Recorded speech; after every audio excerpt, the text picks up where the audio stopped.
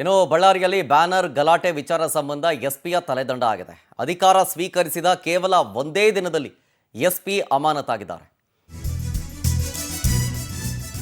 ಬಳ್ಳಾರಿಯಲ್ಲಾದಂತಹ banner ಗಲಾಟೆ ನಿಮಗೆಲ್ಲರಿಗೂ ಕೂಡ ಗೊತ್ತಿದೆ. ನೋಡಿ, ಅಧಿಕಾರ ಸ್ವೀಕರಿಸಿದ ಒಂದೇ ದಿನದಲ್ಲಿ ಎಸ್ಪಿ ಅವರ ಅಮಾನತಾಗಿದೆ. ಬಳ್ಳಾರಿ ಎಸ್ಪಿ ಪವನ್ ನೆಜ್ಜೂರು ಸಸ್ಪೆಂಡ್ ಮಾಡಿ ಆದೇಶ ಹೊರಡಿಸಿರೋದು. ಬ್ಯಾನರ್ ಗಲಾಟೆಯಲ್ಲಿ ಎಸ್ಪಿ ಸರಿಯಾಗಿ ನಿಭಾಯಿಸಿಲ್ಲ. ಅದನ್ನ ಘಟನೆಯ ಬಗ್ಗೆ ಹಿರಿಯ ಅಧಿಕಾರಿಗಳಿಗೆ ಸೂಕ್ತ ಮಾಹಿತಿಯನ್ನ ಕೊಟ್ಟಿಲ್ಲ, ತಮ್ಮ ಮೇಲಾಧಿಕಾರಿಗಳಿಗೆ ಸೂಕ್ತ ಮಾಹಿತಿ ಕೊಟ್ಟಿಲ್ಲ ಅಂತ ಹೇಳಿ ಸಸ್ಪೆಂಡ್ ಮಾಡಲಾಗಿದೆ.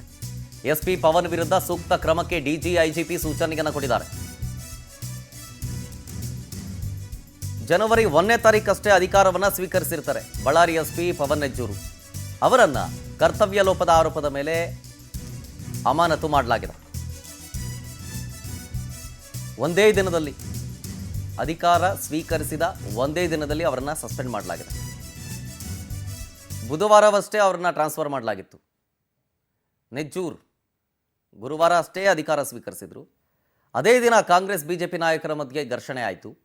ಆ ಬಗ್ಗೆ ವರದಿ ಕೊಡುವಂತೆ ಬಳ್ಳಾರಿ ವಲಯದ ಡಿಜಿಐಜಿಪಿ ವರ್ತಿಕಾ ಕಟಿಯಾರ್ ಅವರಿಗೆ ರಾಜ್ಯ ಪೊಲೀಸ್ ಮಹಾನಿರ್ದೇಶಕ ಡಾಕ್ಟರ್ ಎಂ ಎ ಸಲೀಂ ಅವರು ಸೂಚನೆ ಕೊಟ್ಟಿದ್ದರು. ಆದರೆ ಪರಿಸ್ಥಿತಿಯನ್ನು ನಿಭಾಯಿಸುವಲ್ಲಿ ಜೊತೆಗೆ ತಮ್ಮ ಹಿರಿಯ ಅಧಿಕಾರಿಗಳಿಗೆ ಘಟನೆಯ ಗಂಭೀರತೆಯ ಬಗ್ಗೆ ಮಾಹಿತಿ ಕೊಡುವಲ್ಲಿ ಎಲ್ಲೋ ಒಂದು ಕಡೆ ಎಸ್ ಪಿ ಅವರು ವಿಫಲರಾಗಿದ್ದಾರೆ ಅಂತ ಹೇಳಿ ವರ್ತಿಕಾ ಕಟಿಯಾರ್ ಅವರು ವರದಿಯನ್ನು ಕೊಟ್ಟಿದ್ದರು.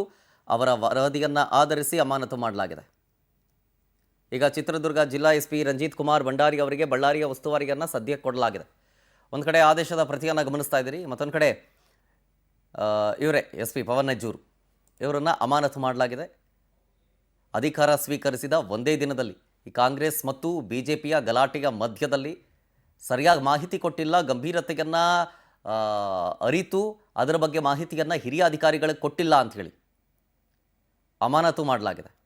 ಎಸ್ ಪಿ ಪವನ್ ನೆಜ್ಜೂರು ಫೋಟೋದಲ್ಲಿ ಗಮನಿಸ್ತಾ ಇದ್ದೀರಿ.